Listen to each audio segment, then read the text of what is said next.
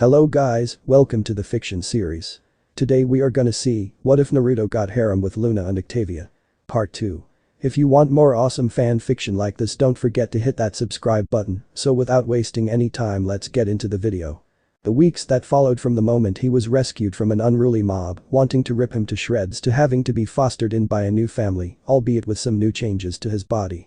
That by all accounts would be shocking to most who happened to go through such a transition, but the time he spent in the company of said new family and what he had witnessed at his new home would pale in comparison.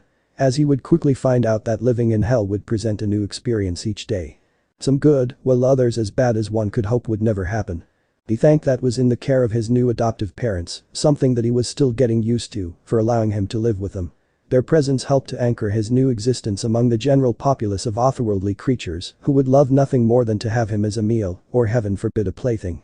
Once again he thanked his imp parents, as they were strong enough to handle the dangers presented by other imps, but the line was drawn when it came to the sinners residing in the metropolis. That was another concern that worried the young blonde. Each day he went out with his parents to their work and always made sure to play it safe when getting near one.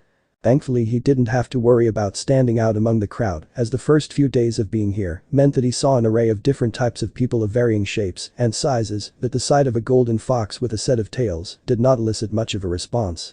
That danger of which only resided in his young age was the sole reason to be made worried, as there was no telling what could happen to him, giving the non-existent moral compass much living down here lacked.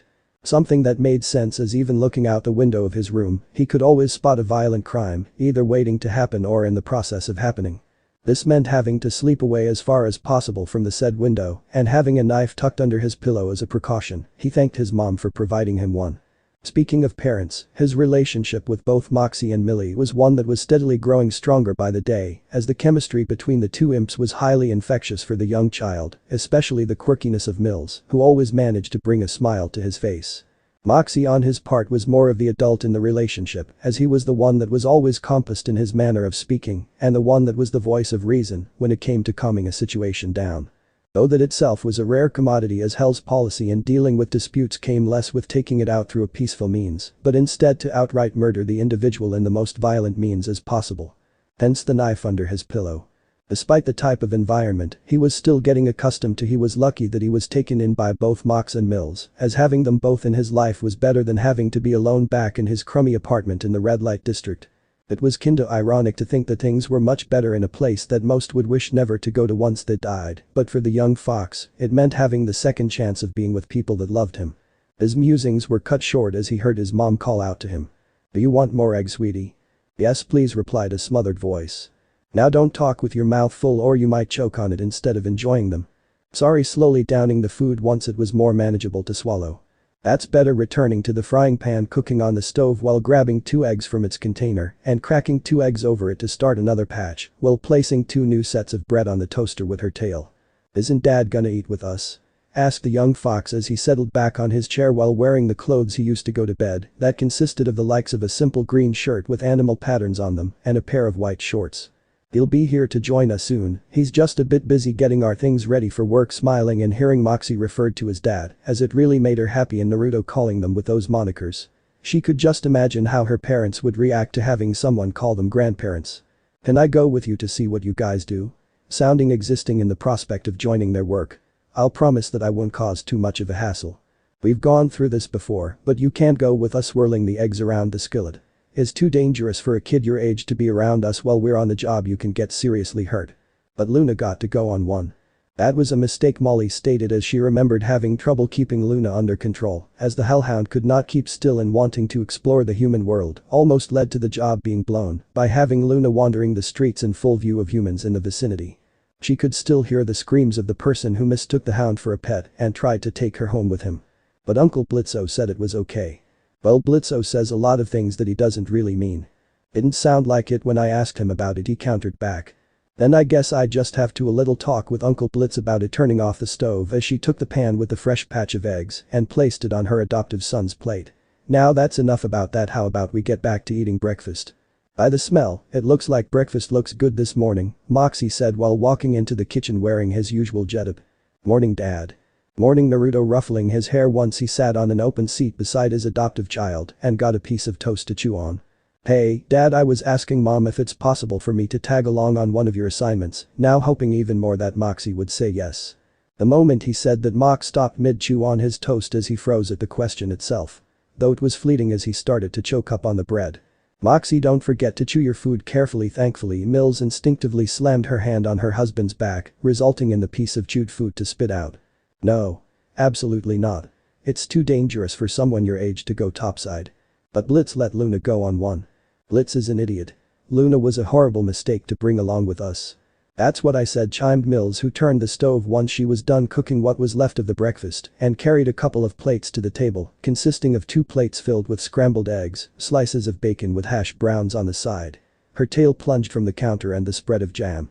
And placing in the middle of the table with hers and Moxie's plate in their rightful place. One. I promise that I won't get in the way and stick with you guys, the young fox said, while giving his father a puppy eye look to wither him down a little to make him cave. Please.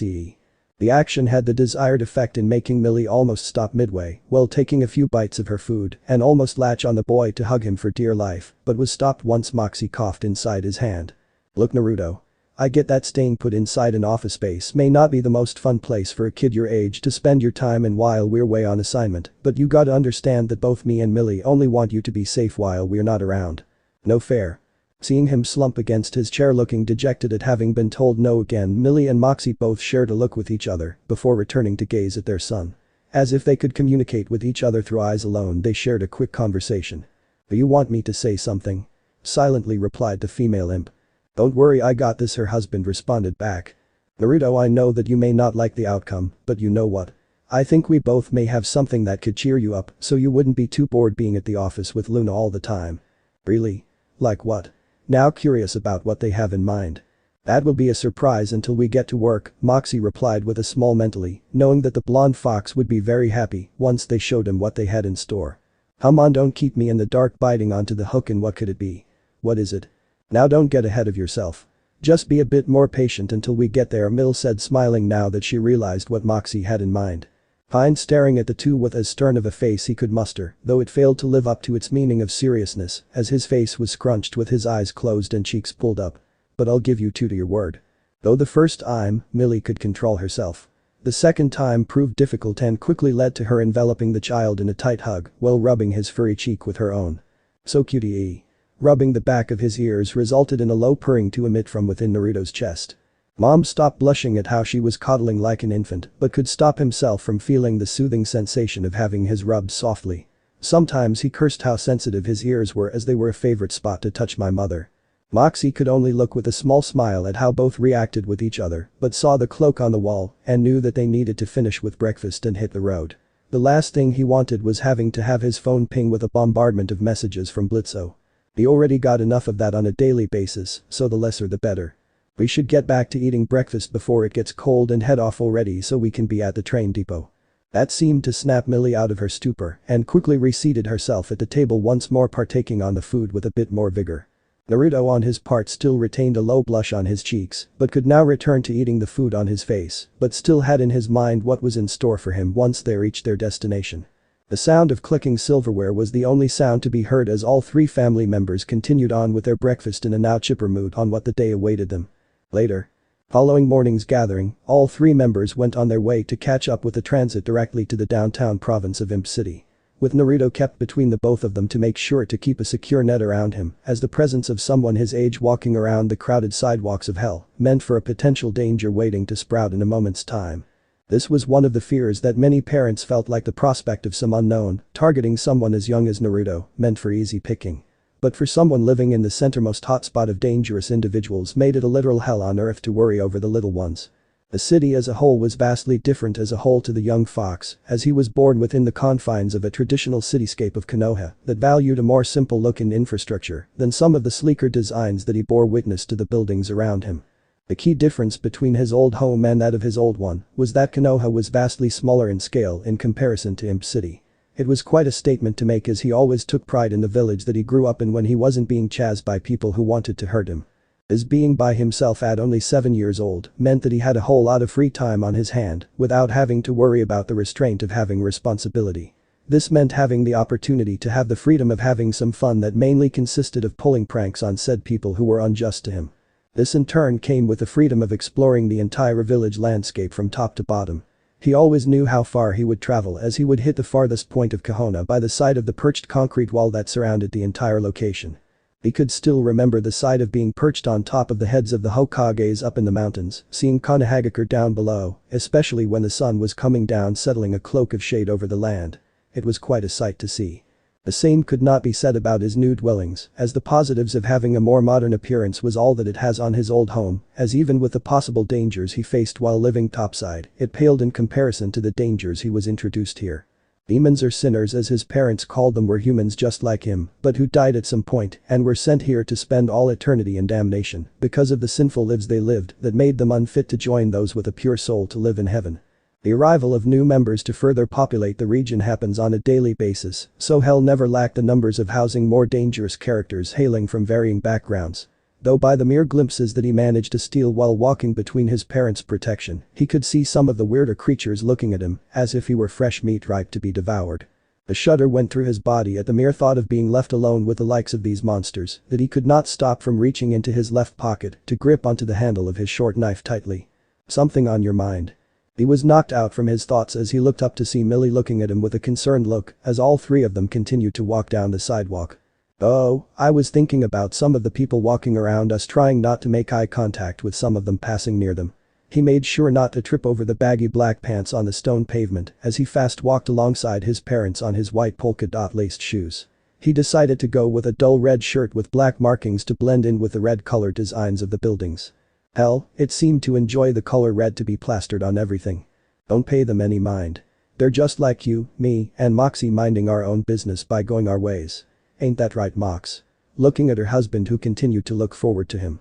"Definitely. Nothing to worry too much over," it sparing a quick glance at the boy with a smile. "Just make sure to keep yourself near us at all times and you'll be fine. And if I am not, then you'll surely be ripped to shreds, kidnapped, or possibly even something as bad as being raw." Moxie. Briefly snapping at her husband. Not helping. "Sorry." Quickly realizing that he went overboard with the possible descriptions was scaring the kid.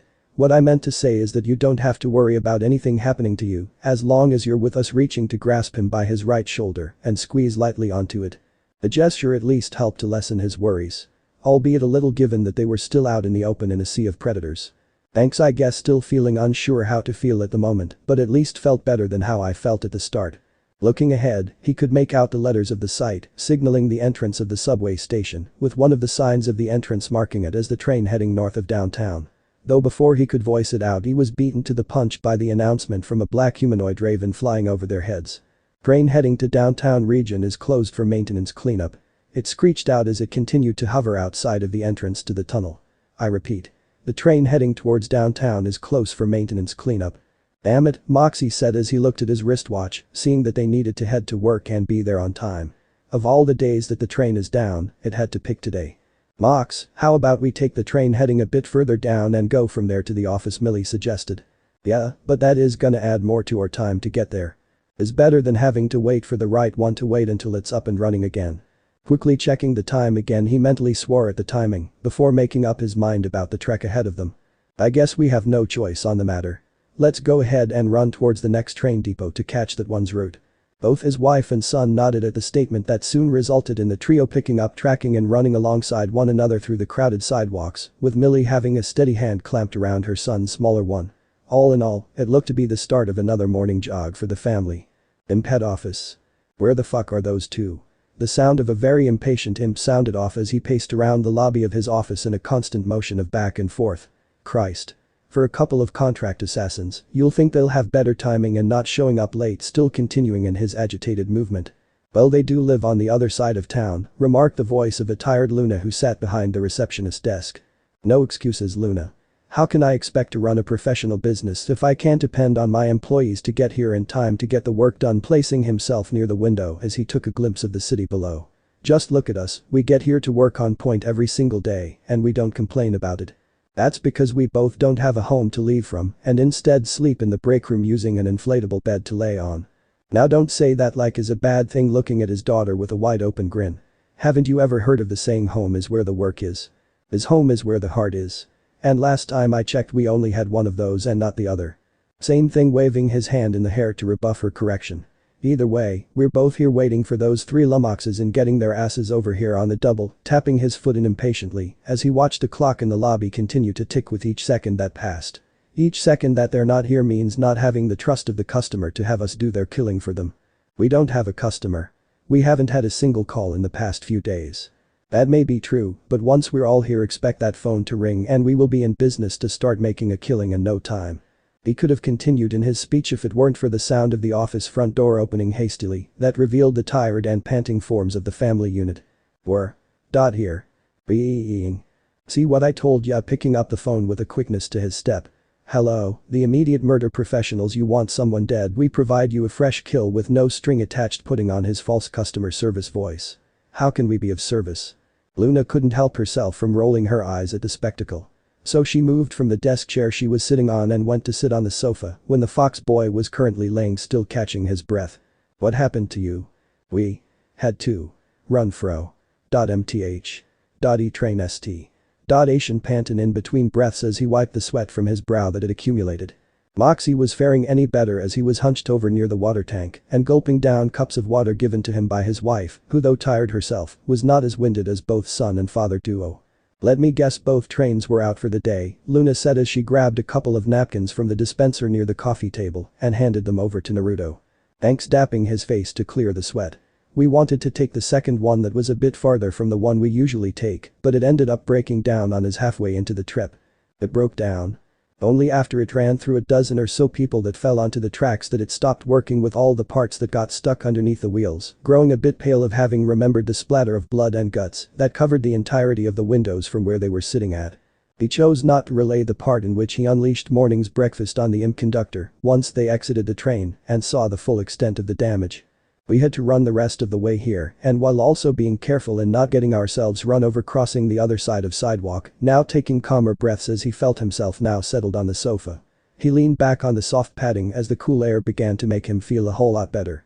The feeling of having fur covering his entire body was still something that he was trying to get used to, as sweating made the fur stick to his skin, making for quite the irritation that stuck with him until he had time to take a shower. He thanked Blitzo for at least investing in an air conditioner. Albeit a cheap one at that. Though you had more energy in you to not get tired too easily, you know, with being part fox now, remarked Loona as she stared at the blonde looking up at the ceiling with an annoyed expression.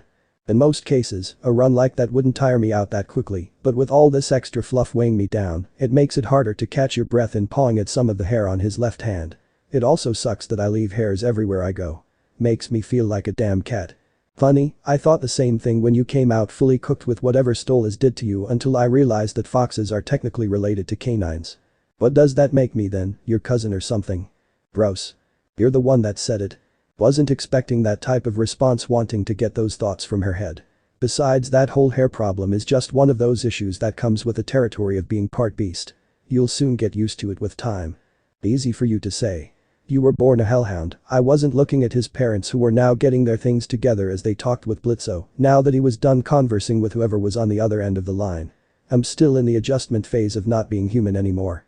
Don't overthink too much, because the more you have those types of thoughts, the more you'll start to feel worse over your current state. The hellhound started with a matureness to their tone, a rarity for her to display. Besides, you acting all down and gloom really doesn't fit your character. I have a character now, raising a brow at the remark. And pray tell, what type of character is that? Now don't be an ass. I was being kind enough to say something nice, huffing with her arms crossed across her chest at the reply she got. Sorry, laughing in the reaction he got from her. Couldn't help myself. Whatever, smiling a little from the left of her face. Okay, you two lovebirds, knock it off with that little banter you're having. Mom? What the fuck, Granny? How many times do I have to tell you I'm not that old, chastised the female imp with narrow eyes at having her age be brought up. I'm only 20 years old. Could have had me fooled with those crow eyes of yours. Naruto flinched a bit as he knew that saying that to Millie was the last thing anyone would want to say in front of her face. What did you say? Kneeling a bit forward to the point of being almost an inch close to Luna's own face. Something about my eyes. Yeah, and now that I'm looking a little closer, they look like there are more rugs than a 20-year-old should have. You little. Honey. Remember, she's just a little girl. Her husband coming up from behind and restraining his wife by the arms. She's not worth it. Just let have one hit, eyes slit to a sharpened end. Just one hit. Hope you don't break a hip when I knock you on your ass. also being restrained by Naruto, who was in the same predicament as his dad, and making sure both of them did not come to blows this early in the morning. "Let go of me, Foxy." "Calm down, Loona." "I am calm." Barking back at him with bared teeth. "Let me just knock a tooth out from your mom." As if I would let you do that. Still having a tight grip around her midsection, but whose hands were almost close to her chest, the more Loona continued struggles against his arms. "Watch the hands." "Sorry." Bang. The shot caught everyone by surprise as they all turned their heads to see a very pissed off Blitzo with a gun raised upwards that had a small trail of smoke coming out of its barrel. The sound of pieces of the ceiling falling down was the only thing heard. "Well, look at what you guys made me do," putting away the gun inside one of the drawers of the receptionist's desk. "Now I have to call somebody to fix the hole in the roof. Moxie, this is coming out from you and your wife's paycheck for this week." "What?" "You heard me," arms crossed while staring at him. "We have to make some sacrifices if we want this business to be up and running smoothly, and the only way we can do that is if we have this office in the best condition as possible." "But you did that standing in front of Blitz and pointing at the freshly dug hole on the ceiling. How the hell is it my fault?" "Because I said it first, so you get to have to live with it," smiling ear to ear and the stern expression that was being given to him by his co-worker. "That's just the way the game goes. It's just plain nonsense." "No it's not, ain't that right, Loona?" Yep, still staring down at Millie, who likewise did the same, but now with both now free from the restraint they were in moments ago. "She told me about that." "I bet she did," looking briefly back at the hound, who still had a death stare aimed at his wife.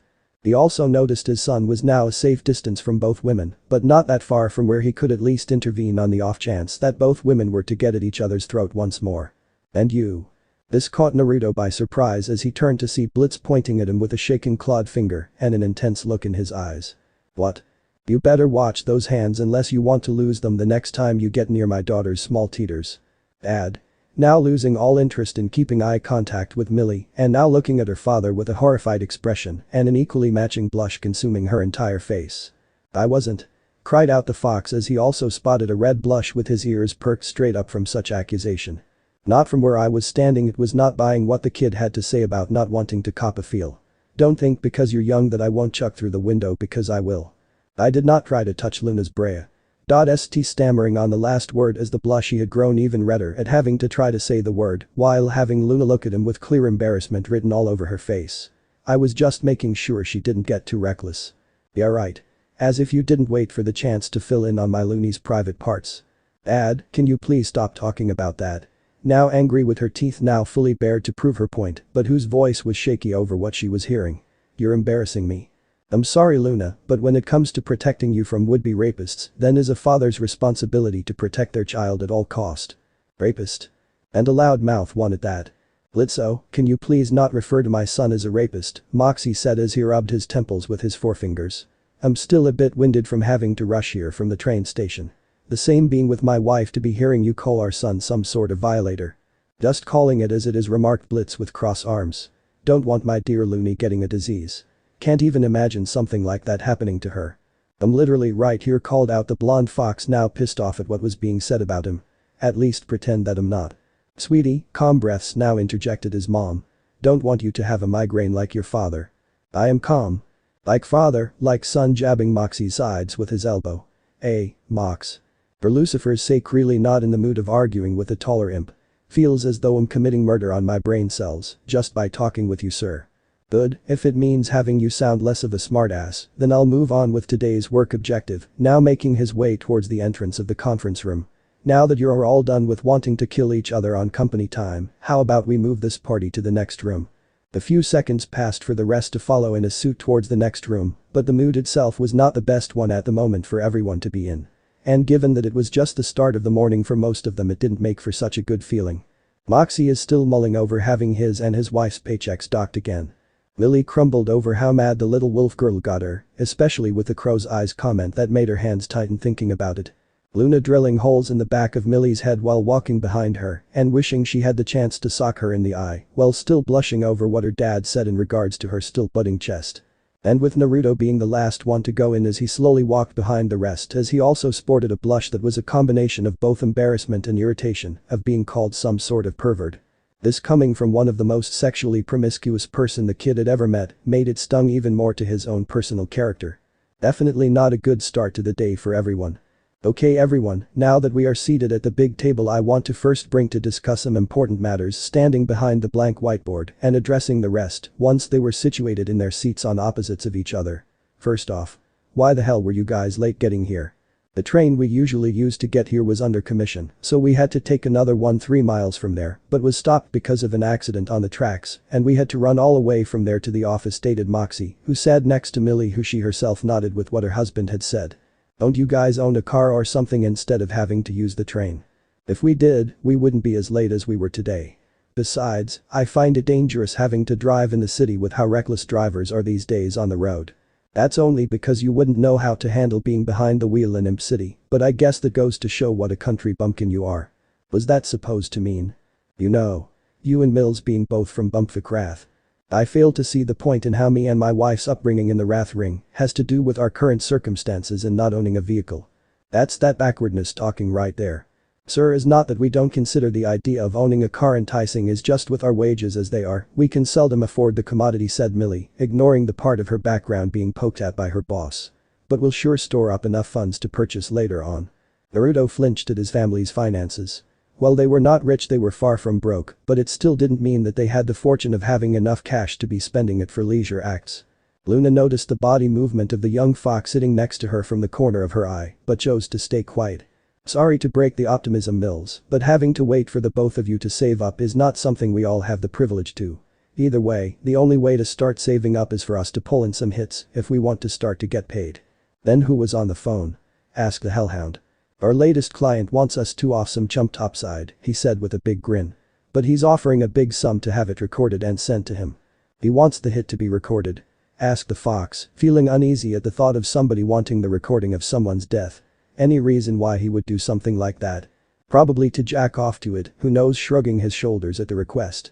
But the only thing he specified about it was that he wanted it to be as gruesome as possible.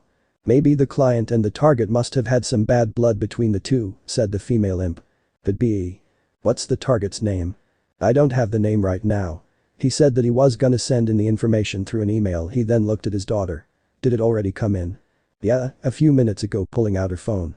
The name of the target is one Shelby Richardson. Reason for the hit is due to the client's family member being the victim of a hit-and-run accident caused by the target being intoxicated while driving, continuing to scroll down as she read. But the man was able to get some leeway with the judge, who lessened the charges from negligent homicide to a minor misdemeanor. If he wanted that guy dead so much, why didn't do it while he was alive? Asked Blitz, a bit confused about the client being in hell and the target not. He sent me pages worth of information about the hit, but I'll just spam most of it anyway. But it does include why he's in hell. Which is? Asked Naruto. The client opted to kill the man himself, but accidentally killed the wrong person and ended getting shot by the police afterwards when attempting to flee the crime scene. That's why you should always hire professionals to do your killing for you. Anyways, ignoring her dad. The rest just goes into further detail in what he hopes we can provide by having his death recorded and the things he wants us to do. Are we really going through with the whole idea of doing something like this? Did the gun specialist commented said.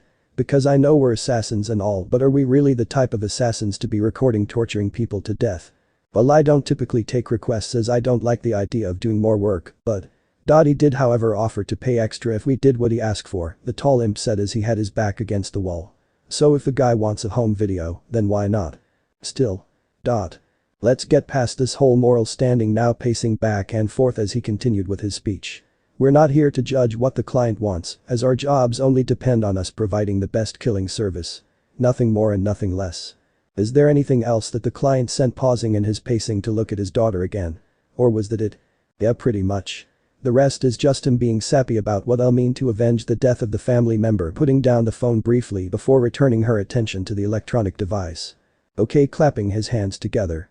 Now that we have that over with, how about we start with the preparations? I'm gonna go get the knives. Jumped out Millie from her seat and scurried off towards the storage room. I'll get the guns ready, getting up from his seat to follow his wife towards the next room. This left the two children under the supervision of Blitzo, while the other two imps walked out from the conference room. Loona, could you be a dear and set up the portal? Going instinctively, knowing what to do as she proceeded to get the textbook out and write the indications down on a black mat and with a piece of white chalk. This left the blonde fox under the gaze of the boss, who looked at him with a thinking expression with a hand under his chin as he rubbed it in deep contemplation. Naruto. Humming his name slowly. What should I assign you to do? I can just go help my mom and dad get the stuff ready like always, he offered. Not waving his hand in the air. They know what to get. But I think we can find you something in a more helpful role. And that is curious what Blitzo had in mind for him. Secretary. See Kreetari saying the word slowly as to make sure he heard right. You want me to be a secretary? Well, the vice secretary as Loona is the main one that mans the front desk, taking a quick glimpse at the almost completed circle pentagram that was being drawn. But as we grow as a business, we'll be expecting to have more clients with each job that we get done, and will mean more work keeping them in order. How is that any different than what I already do around the office? Well, you guys are gone. But now you have a title to go along with it. It really doesn't inspire confidence in it when you said it, he responded back, now dejected in defeat at the news. Don't blame me, blame your parents for having me put you here while we're in the human world, narrowing his eyes at the conversation he had with both Millie and Moxie over their son. If I had it my way, I would have you tag along with us in case I needed a shield to use if ever in a jam. Thanks Blitz, that really makes my day. Don't mention it. The sound of flames erupting up from the floor caught both men's attention as they turned to spot the hellhound holding her phone lazily as she looked back at the two of them. The doorway's done. No sooner had she said that than the other two came along with the equipment in tow, with a large black duffel bag that Millie lumbered on her back, that occasional bob against her back that made the sound of metal ring out from within. Moxie on his part held a long barrel rifle in his hand, alongside that of a handgun strapped near the left side of his utility belt with a long knife on the other. Right in the nick of time. Sir, we got everything pack a god and raring to go for the assignment. Pliers. In the bag. Mallet. That too. Binding rope. Hot twice the length and duct tape go with it. Hacksaw. Freshly sharpened since yesterday. Your manhood. Also in the fuck. Before we leave, I need to get something from my office, leaving the conference room quickly on his own before Moxie could respond back to the insult. Seething quietly, Moxie felt a hand touch his shoulder and turned to look at his wife, who silently directed her gaze at their son, who had his back turned to them to notice. About the thing, she mouthed the word quietly. Though realizing quickly what she meant. Ah, sweetie. Yeah, turning to them. Do you remember what we said back at the apartment about the thing that me and your dad wanted to show you? I'm nodding back. Now that we're about to leave and don't know for how long we'll be gone, I think this would be the best time to give you this. His dad said as he took out a small black and red box with a red ribbon tied around it. Something from the both of us handed over the small container into his son's small paw. The opening of the lid made the boy's eyes open wide at what lay inside and wondered how his parents were able to get him this. It was a hell phone. You're giving me a phone, taking it out of the box and took a closer inspection of the black device. We decided that by having this with you, you wouldn't be as bored stuck in the office all the time, Millie said as she enjoyed how her son was checking out some of the features that came with the cellular. That and making sure you had something to make emergency calls in if ever needed, but deep down I know that you would rather give them some help before calling. Ain't that right, honey? But the way we raised our son in teaching him how to use a knife to protect himself, that wouldn't be much of an issue, feeling happy at the moment being shared by the three. That phone looks like one of the cheaper models in the market. The mood that soon left with that remark. Thanks for that little observation, Loona. Don't mention it. The hurried footsteps were soon heard as the door to Blitz's office soon opened to show him holding a black strap ball gag. Got what I was looking for. Holding the ball gag in the air in triumph. You made us wait for a ball gag. The good one at that, placing the ball gag inside the duffel. We could just use the duct tape to gag the target. Where's the fun in that, walking near the flaming portal and seeing some of the buildings of the human on the other side? The client wants us to put on a show for him, and nothing says class than having a good old ball stuffed inside your mouth. Very riveting. Now that all the adults had the necessary equipment needed for the job, they now all stood near the gateway to the upper realm, with Millie being especially pumped for it, as indicated by the tapping of her feet. Hopefully we won't take too long on this one, said Moxie, checking the time on his wristwatch. So you guys behave for the meantime and try not to get into too much trouble. And make sure not to leave the office and try not to talk to any of the other tenants in the building, Mills added as she took her place behind her husband, waiting to jump through the active portal. Especially don't go near the STD spreaders on the succubus floor, as they like some fresh meat to dig their teeth into. Is that figuratively or literally? Did the blonde fox ask. You don't want to know, said Blitz. But just don't go near it, and now that we have that out of the way, let's get this show on the road so we can all get paid. Be safe out there. Don't worry, we will. With that, all three assassins jumped through the arcane circle that quickly closed behind them once they all fell through, leaving the small children by themselves. So? What do you want to do in the meantime? I don't know. I mostly just use my phone to browse the web or keep track of the list of clients wanting to hire us, said the wolf girl. Are there any right now? Not really. A brief pause soon followed, but quickly went away as the hound thought of something. Now that you have a phone, do you want to know how to use it? If it's as fun as how you make them out to be, then why not? Shrugging his shoulders at the prospect. Trust me when I say that you're not going to regret this. Sitting on one of the chairs of the conference table with Naruto sitting next to her as she took out her phone and his as well. The next couple of hours that passed had both Naruto and Loona had their faces glued to the screen of their phones as they ignored the world around them. With Naruto being shown different parts of hell through the net. Now with that added, I'll help you prevent any viruses from attaching themselves to your phone if you ever manage to download something that comes with them. How does it do that? It has a detection system that spots them out before they can do some serious damage, she said as she gave him back his phone once she finished adding the features. But just to be sure, don't try to enter any site that's not safely locked, as even with the protection on they still may affect the entire hardware. Ada taking back the cellular and scrolling the store of apps with an excited gleam in his eyes. Don't go where I'm not supposed to go. And don't go downloading too many things all at once, because there's only a certain amount of available space on that phone of yours. Because if you go over the limit, then your phone is gonna run slow and won't be able to work properly. As she said all of that, Loona took notice in how Naruto had become too preoccupied with the phone that it seemed that he wasn't paying attention to what she was telling him. Ouch, the blonde fox exclaimed as he felt the side of his head get bumped by the hellhound's fist. Not too much to hurt, but to catch him by surprise. Though a sharp end of one of her fingers did poke him. What was that for? Because you're not paying attention to what I'm trying to tell you, Loona replied with cross arms. This is important information that you'll need to know if you don't want that new phone of yours to break down on you because you were too distracted by it to learn how to take care of it. Sorry, it's just that this is a far cry from anything that I have ever seen, he said as he held up the phone. Let alone existing from where I came from. I could just tell by how much your eyes lit up like a Christmas tree when we opened up the app store, the dog girl said with a toothed smile. Probably the best thing since sliced bread for you. Yeah, he waved his hand in the air at her, teasing. I get it, my people are not up to speed when it comes to tech, but it doesn't mean that we at least didn't have some to use. With what you told me about what you guys had, it sounds that you guys got as far as the 90s if you still had to use VHS tapes to play videos. What's a VHS? Is a black brick with tape inside, shaking her head in at the question. Anyway, just make sure not to go breaking it anytime soon, as I doubt either one of our parents will be able to afford another one, given how slow work has been for the past couple of weeks. Just because the business isn't getting that many clients don't mean that we're not managing with what we get. Still though, it wouldn't hurt to get a few more people walking through that front door, asking for our help to kill some people. Kinda ironic, don't you think? He asked her as he laid back on the lobby's couch. Being in hell and all, you'll think more people would want to get even with people on the top side. We would be getting more customers if Blitz didn't act too carelessly with what money the company barely had on stupid things like fucking horse memorabilia instead of getting some proper advertisement to get more people to hire us. He really does love those horses, remembering the many times he saw Loona's father more than once go on tirades about horses and having pictures and toys of the animals littering his office desk. Don't remind me. Her eye twitched at the thought of the image of horses clouding her mind. Though Blitz did get that billboard set up, that has to count for something at least.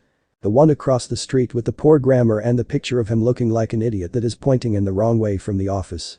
Both of them looking to the right of them through the building's windows and seeing said billboard, looking as though it had seen better days in how faded the picture had become. Despite the fade, some of the lettering was still recognizable to any onlooker who happened to look up and see an image of Blitzo posing in a seductive manner, with a rose in his mouth with expletives and large captions of what seemed to have been a message made by Blitzo to the billboard in. Looking at it now a bit more closely, I can see why that's not helping the company out, he said as he could not help himself from laughing a bit at the words used by the people Blitz hired to do the poster. Why wouldn't Blitz just get a refund? Because the assholes he hired ended up bailing and setting up shop somewhere else, the hound girl huffed out at the memory of her dad taking her around the city looking for them. Needless to say, he just ended up leaving the billboard up there to look at himself. It's not a bad picture. It still doesn't make me feel any better about the situation. A silence then fell on the two after that, but was a one that was tolerable with them being on their phones. It had been about an hour or two since the adults left on their assignment, leaving the two children to their own devices. And as much as it was fun for the blonde to get to know how to work his new phone, he knew that they needed to at least do something more productive instead of just sitting on their butts doing nothing but having their faces glued to the small screen. Though he had to admit it was pretty fun in its own right. Looking at Loona, he took notice that she wasn't really looking as though she was having that great of a time just being here at the office, as even though she was not as friendly to most people she met, she could still a fun person to know and hang out with if you took the time to really get to know her. Her personality, while being a bit on the snarky side, was just a coping mechanism that she took it upon herself to put off people she wasn't that keen to be around or talk to. Case in point, his parents. Most notably Moxie on numerous occasions. And generally, most other people that Loona may find annoying, which at the moment was everyone. With him was the exception, albeit that was putting it mildly, as he was the only other person that was Loona's age to be around her during long hours of the day while their parents were at work. So he considered that as being its own form of victory for the Hellhound to allow him to be this close in the first place. So in his mind, I think it would benefit the two of them to have some fun that wasn't at the expense of using the phones for once. Hey, do you want to do something fun? We're having fun with the phones. Yeah, but maybe we could try something else that requires more than just swiping a finger and maybe be a bit more active. Like what? Tag raised a brow at what the fox was trying to get at with this. That could be a start, he suggested. Or even hide and seek. I don't know, that sounds kinda lame and for little kids, she replied, not bothering to look up from her phone to make eye contact with him. But we are kids and should be doing things that constitute our age groups, he stressed out in an attempt to convince her. Yeah, we are kids in a building that is entirely devoid of other kids for a reason. Loona said as she now leveled her eyes at Naruto. This whole place is nothing but a series of floors with other people running small businesses, some that are far worse than what IMP gets up to. So if you're thinking of wanting to go out there to do something fun, then by all means you can go at it alone, but don't drag me into it. Seeing that what she said shut him up, she went back to using her phone. While Naruto his part only stared at her silently before letting out a small sigh and getting up from the couch and getting himself something to eat from the lounge room. Loona felt the coach shift in its weight as the fox got up, and sensing that the fox was quiet after she said her piece on the matter, the hellhound was debating and saying something else. Fortunately, the blonde was the first one to say something as he stopped in his tracks and turned his head to look back at her. Do you want to get a bite to eat from the lounge? Yeah, sure, I can eat, seeing that some time has passed since she ate breakfast and some of the hunger was beginning to settle in her stomach. I'm kinda starving right now, Naruto said as he began to walk towards the room leading to the kitchen. Hopefully, Blitzo didn't get to my ramen packets again, because if he did then I'll leave him a bigger surprise than last time in his office. This got a snort from the wolf girl at the image of Blitz's face being covered in flour after it exploded on him one day after opening the first drawer from his desk, followed by a bucket's worth of water falling on his head. Needless to say, it didn't take long for him to figure out who it was and started calling the bloody murder of the human fox, which was drowned out by her laughter. You'll think he learned by now with how many times you pranked him getting up as well from the coach and following behind him. Yeah, but that's what makes your dad fun, he never knows when to throw in the towel. I guess so, smiling at the thought before the two of them entered the lounge room. Around the same time. Within the confines of a large glass and steel structure was a massive compound filled with an array of plants, ranging from the common species of red roses, yellow sunflowers, and white orchids, to some of the more exotic variations of Hell's landscape that were livelier than the rest. Given the amount of space that was made available, it was able to hold a mix of plants that were inside ceramic pots, placed in an orderly fashion, in accordance to the breed of plant it continued. Other sections of the greenhouse were also in order, but instead of being in pots they were dug into the soil. The noise of the low digging was heard at the other end of the complex, as two figures could be made out.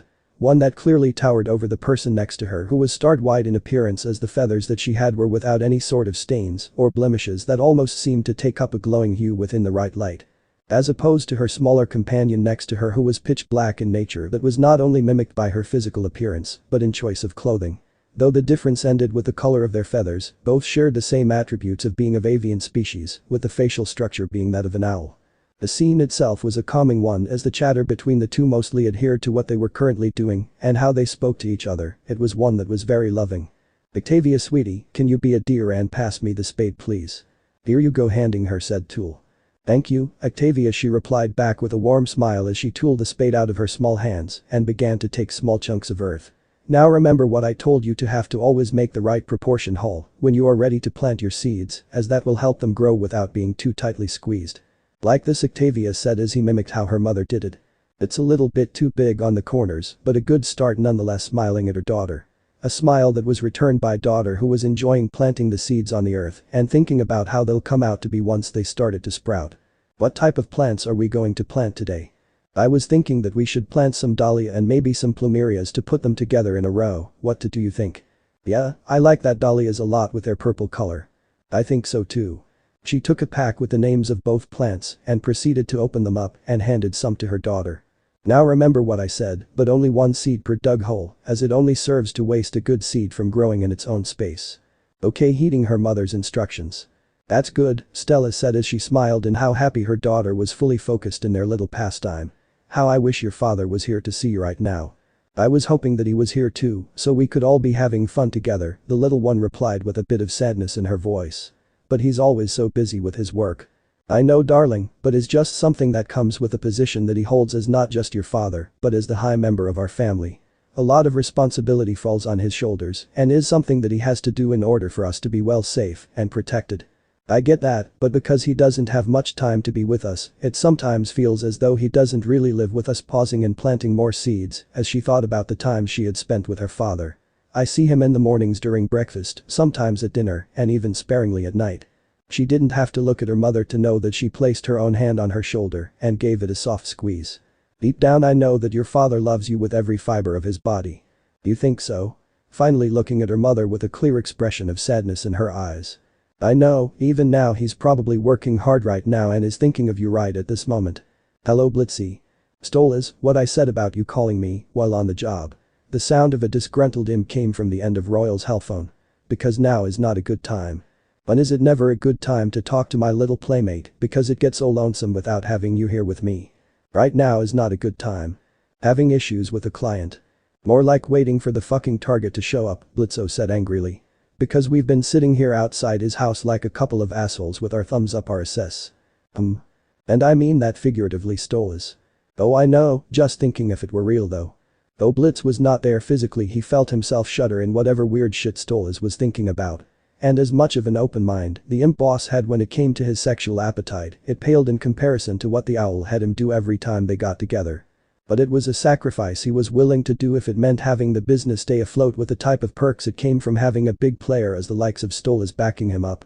But that was something he hoped to break away from once they got enough clout in their names and an alternative source of transport that didn't rely on having to use the Grimoire. And while he was at it gathered enough income to purchase a proper home to provide Loona a better place to live in.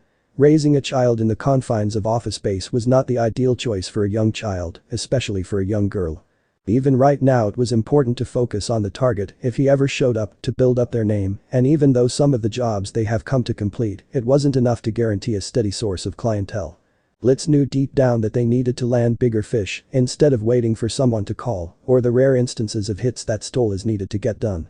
Something has to give sooner or later, he whispered to himself, making sure that it wasn't heard through the other end of the line with the no bell. Are you still there?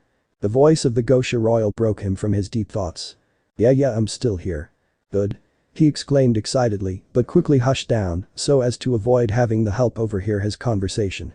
Because I could not wait any longer to hear your voice again, and knowing how long one of your assignments take on any given day, I just could not help myself in calling you. Though they weren't near him he couldn't take the risk of being heard by one of them. Rumors spreading in this house were something that was near impossible to take back once it got out, especially when it regarded him. Very touching, Stolas, but we can just cut this short because I have better things to get back to. But you said that you were waiting for the target to show up. Yeah, so what? So I was just wondering if we could talk a bit through the phone as I miss hearing your voice, and given how busy I get it really doesn't leave me with much time on my hands to speak with you. Look Stolas, I don't have a problem with you calling me, though the night calls does get on my nerve. I can't have any sort of distractions when I'm conducting a hit. He stressed out as he looked at his two companions perched on a top of three. It throws me off my game. I don't mean in being a distraction, is just I just need some time to cool my mind whenever my work becomes a bit too much. We all have that, Stolas, is called stress, and there's nothing new about that. I know, but talking with you makes me feel a whole lot better. Hearing Blitz let out a sigh on the other end of the line. Stolas felt worried that he was starting to become a bit too overbearing at the moment. If you want I can just call you another time when you are not too busy to do so. Stolas. Look, I don't have a problem if you want to talk, but right now is the best moment, and whenever we're done here I'll make sure to call you back. Okay. I'll really like that. His tone, though sad at not being to talk with him some more, was at least grateful with the suggestion. Then I guess I'll be off then. Though before he could hang up the phone he heard Blitzo call out to him. Before you go, Stolas, I was wondering if you could do me a favor, and I'm not referring to something sexual. What type of favor? Nothing too much, just around the likes of checking up on the kids back at the office just to see if they're doing okay by themselves. I have no doubt that they're fine as long as they stay in, and I know that Loona would not go wandering off by her lonesome. Is the other kid that I worry about that is me worried. You mean the young fox? Yeah, I don't have nothing against the kid, but I still don't trust him enough to stay near my loony for this long. Aren't you being a tad bit too strong on the boy? He seems to me like a reasonable lad who means no harm, he said, remembering his few encounters with the child. I bet he's just waiting patiently with your daughter in the lounging area as we speak. Yeah, well that's what got I worried about, he grumbled at the thought. We'll probably be here a bit longer, so just a quick checkup will help calm my nerves. I'll see if I can have the time to drop by and I'll let you know about their current state. Thanks, I will really appreciate that, Stolas. Don't mention it, replying back happily. See you then. Talk you two later. Stolas was the first one to hang up as the sound of the clicking noise filled his ear before looking down at his phone with a solemn look and putting it back in his coat pocket. Trouble in paradise. Shut the fuck, Moxie. Sorry. What was that? I said sorry, over what happened earlier about the whole thing you said of the two of us having some fun instead of using the phones. Oh, that, he replied back as he took a sip from his grape-flavored soda. Don't sweat it, I wasn't really taking into consideration about the dangers outside the office, it was just something that sprung out randomly. Yeah, but I acted like an ass in shooting down your idea of having fun. It's not the first time that's happened to me, and I doubt that'll be the last, so it's easy for me to know when not to push it too much. Damn, Blondie, if it weren't for you reminding what type of life you had when you were human, it really makes it sound as though you were a sad case. I was, he said as he took a bit from the sandwich he had made. But I suppose that's something that I won't have to worry about now that I have good people looking after me than it was before. Actually, I've been meaning to ask you about that, Loona said as she aimlessly poked around her chicken salad that definitely belonged to Moxie. Because other than that whole nine-tail thing that Stolas said when you first got here, the little bits you told me about a Hokage and the dated tech, I really don't know much about you. Well, it's not like I'm a close book or anything, it's just that you never bothered to ask me about it, he said as though it wasn't a big deal. I just assume you didn't care enough to learn more about me given how you're always on your phone. I'm not always on my phone. Shut up, looking down at her salad and taking a bite from it. So, tell me, how was growing up as a ninja? First is not ninja, it's shinobi. What's the difference? Aren't they the same thing? Well, yeah, but shinobi is the better one to be called, as saying his reason with narrow eyes, in remembering how many times he had to correct the townsfolks about the right term to use.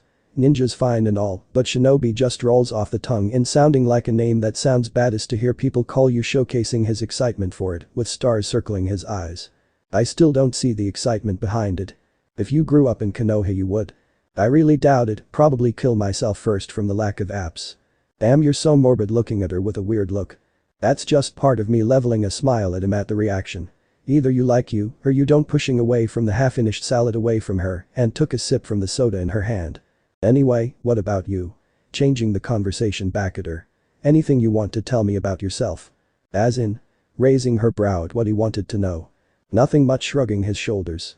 Just tidbits. What about your likes, dislikes, things of that nature? Getting a bit personal, aren't we? Aiming a teasing smile at him. Don't you think we're still too young to be getting that open? Not like that. Quickly got nervous at what she was implying. It didn't help either by the sound of her laughter sounding off that made his face even more red. Besides, you know what I mean. It's just something that helps to break the tension between the two of us. I wouldn't go that far in calling what we have right now a sort of tension. Kinda feels like it does, especially when it comes to your dad. That just being him. It's nothing new that I haven't seen before, getting up from her seat and taking the half-eaten salad and throwing it away in the near garbage. I guess is just something that dads do when raising a single child. Even more so if it's a girl. I imagine it is, he said back as he did the same with the now empty foam plate that once had a ham and cheese sandwich and his flavored drink. But he always acts as though I have some ulterior motives when it comes to me being near you. He thinks that you're some bad influence, maybe even something worse that will have some sort of impact on me. A bad influence, pointing at himself with a shock expression. That's rich. Don't tell me to tell him that. I just gave up a long time ago in trying to make sense of how he acts all the time. I'll let you know once he stops giving me the stink eye whenever he sees me, because in the meantime I'll continue to prank his ass until he stops. Man, the look on his face when he left him that paint bomb inside his desk after he made fun of your favorite color made the cleaning of his office all the worth it. That was just a preview of what I have in store for him. He hasn't seen anything yet. So I'm saving the best stuff for the right moment. Can't wait to see that. The sight of a purple flash illuminating the window from the break room caught them by surprise, but was soon followed by a groan from the hellhound as the sound of a familiar voice was heard by them. Children. Are you here? We're in the break room, Stolas yelled back Loona, whose tone indicated her displeasure with who she was addressing. You okay? Was, but not anymore. He was about follow up and what she meant by that, but kept quiet as the room door swung open with the face of their parents' benefactor, white porcelain face, staring at them with a big smile. Thank goodness you are still here. I was assuming you two may have stepped outside the office and wandered off. We almost did, Loona replied with arms across her chest. Blondie here suggested the idea of roaming the building. It wasn't suggesting anything. I was just thinking of some fun things we could in order to pass the time, like tag or hide and seek. You were implying it. False. Regardless of what was suggested. I just came to check on your health and see if you were safe and not in any sort of trouble. We're fine, but just bored being cooped up here, said Naruto as leaned his back on the counter near the sink. It's not fun at all just being sitting around doing nothing. And no, Loona is not okay just to be on our phones, stopping the hound from interjecting her own version of fun. Worth a try, shrugging her shoulders at the jab. I see. Looking at the two children in front of him with a thoughtful gaze. Surely there must be something to keep your minds preoccupied with having to resort to your cellular devices, a sole talon under his chin as he struck a thinking pose in what to think of. What about school? What about it? Well, aren't you youngsters supposed to be in school learning with others your own age?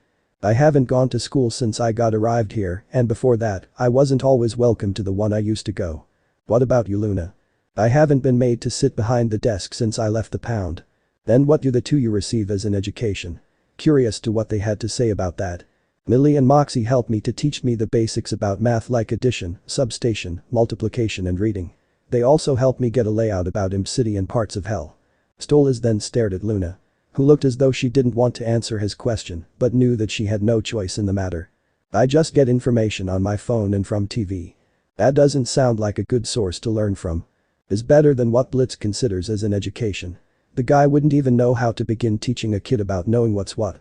Don't you think that's a bit harsh assessment of your father? He must be trying his very best in ensuring a good upbringing for your well-being. Really? Stolas raised a brow at the statement with a knowing look that practically spelled out how nonsensical the comment was in reference to what type of person her father was. Even before you said you couldn't keep straight face. Yeah, I know, but that still doesn't mean that he at least doesn't care for your health at least. I guess so. Well, anyway, I suppose the two of you are doing just fine by yourselves, but it worries me that no adult is here to supervise you, children. It can be quite dangerous. No doubt there may be some individual with bad intentions roaming around the building who would want nothing more than to do some harm to unexpected children. We could take care of ourselves, said Naruto at the notion that they couldn't defend themselves. We may be small, but that doesn't mean that we can't lay down some serious beating to whoever wants it. Yeah, our parents at least made sure that we can protect ourselves if something were to happen. And as to show that they meant what they said, they both took out their own weapons on full display to the avian royal. Which in this case was the knife that Naruto was given to protect himself that he twirled in his hand in rapid succession. That was a trick taught to him by his mom. Loona on her part just bared her claws that extend from her hands in a swift motion that almost had a shine to them from the lighting of the room that gave them a dangerous gleam to them. That's quite the sight to see, impress in how fearless the children seem to be. I pity anyone that dares to break into this office. Damn straight. Though it still bothered him at the idea of having children their age be by their lonesome without an adult present, it at least helped to calm his nerves so that they could protect themselves. Need to remind myself to talk with their parents about their education at a later date. This is something that can't go unheeded, he thought to himself. Was that all that you came here for, Stolas? Just to check up on us, said Loona, interrupting his thoughts. Your father was worried, so he asked me to look in on how you were doing, but seeing that there's nothing for him to worry about, I think I should just take my leave then. You sure don't want to stay a little bit longer? Maybe we can all play a board game or something to pass the time. The offer sounds tempting, but I'm currently running a busy schedule at the moment to spare any time right for to be playing charades. Oh. Feeling bad at seeing the young fox's crestfallen face, Stolas looked at the clock on the wall and saw that he had some time before he needed to be somewhere else. But maybe I can squeeze some time before I go. Really? He exclaimed excitedly. Really? Said the hound skeptically. Sure, I don't see why not. So what did you have in mind? Well, we have a couple of board games in the next room that we can try, he said as he started to make his way to the hallway. Followed closely by the owl, who made sure not to trip over his small stature. Then lead the way then. Are you coming, Loona? Christ, she whispered to herself. Yeah, I'll be right there. But that she proceeded to follow the two to the next room at a slow pace as she was not fully on board with having her father's boyfriend with them but saw that there was no point in arguing. Though at the very least it was a change of pace and doing something different. The two of them by now had spent a few hours in the greenhouse following their brief conversation, and by then they had gone down each acre of sorted plants and making sure they were taken care of. Checking to see if they watered correctly and if they were getting enough direct sunlight to grow, as well as seeing if their growth was going as planned. But even though the family had a vast amount of servants to wait on their call, and the plants were monitored on a daily basis to keep up their health, the owl family was very fond of taking part in gardening. More so the father and daughter duo. Though Stella, while not as big in plants, found the activity quite relaxing and enjoyable, especially in how happy it made Octavia. So she minds getting herself stained by the dirt for her daughter's own happiness. The moment was one to be cherished. How are my two lovely ladies doing? But that seemed to have come to abrupt end with the voicing of her husband coming from beside them. Daddy? Octavia exclaimed as she quickly got up from her sitting position and ran up to Stella's and jumped to him with arms outreached. How are you, my little Alette? Picking her up mid-air and bringing her close to his chest in a warm embrace. Are you having fun with your mother? She nodded at him. She's been teaching me all these cool things in taking care of plants and how to make sure they grow big and strong, throwing her arms in the air as she spoke in such an exciting tone. Is she now looking at her wife with the same smile and getting a nod back? Now ain't that nice of her to do, he said as looked back at his young daughter. But I'm guessing that being here has gotten the two of you so dirty with muck. Just a little a bit, but we didn't mind, the youngest replied back. Right, Mum. She's right, Stella remarked as she walked up to them while wiping some of the dirt that had accumulated on her gloves. I've been teaching some of the steps in maintaining a garden, and she's being a good sport in picking up what I've been teaching her. That's good to hear, putting down the child and arms down to the ground at the expense of hearing her pout at him doing that. It's good for her to be able to stretch her legs and out of those dusty books for a while. There's so boring, Dad, the little one chipped in. I'd rather be here in the gardens than being cooped up in my room with the tutor. I know, sweetie, reaching down with his right claw and gently rubbing the top of her head. But it's important to be made aware of such teachings if you want to be a strong and proper leader for the Goisha family. That's too much to learn from. That's just a sign of a strong family lineage that spans generations, darling, Stella remarked as she herself also had to learn the important history of both their families. Is something that your father and I have had to learn about when we were about your age. Is still not fun though, the little one replied back with a sour look to her face. That is just how some things are. Still. Seeing that his daughter could not respond back to her mother as indicated by her loss of voice and pondering facial expression, the patriarch decided to help her out. How about we move this conversation to the living room with some relaxing refreshments in hand? That sounds like a great idea, darling, the white owl said as she took off her gardening gloves and placed them on the side of the table stationed near them. An action that was copied by Stella, though she rubbed her hands to get some of the remnants of dirt off her arms. I think we spend enough time here to build up a sweat. Grumble. The small sound of their daughter's stomach grumbling had both parents looked at Octavia, who seemed flushed with a red face at the unexpected release. We should also add a bite to eat as well, Stolas added as he laughed at the sight. Not funny, she grumbled out as he looked at the ground at the sound of her dad laughing and knew that her mother was smiling even without her looking. Come on, let's get a move on before we end up staying at the greenhouse more than we need to, taking her daughter's hand with her own. An action that was duplicated by her husband, who took the other one as well. All three leading themselves to the living room quarters of the mansion, toe in each other's hands in a welcoming sight of a banded family unit. Or at the very least the sight of a family pretending to be one. So this part ends here. Alright, that's it for today's video, guys. Let me know in the comments section how was the story, and also don't forget to like, share and subscribe. I will meet you in another video. Bye bye.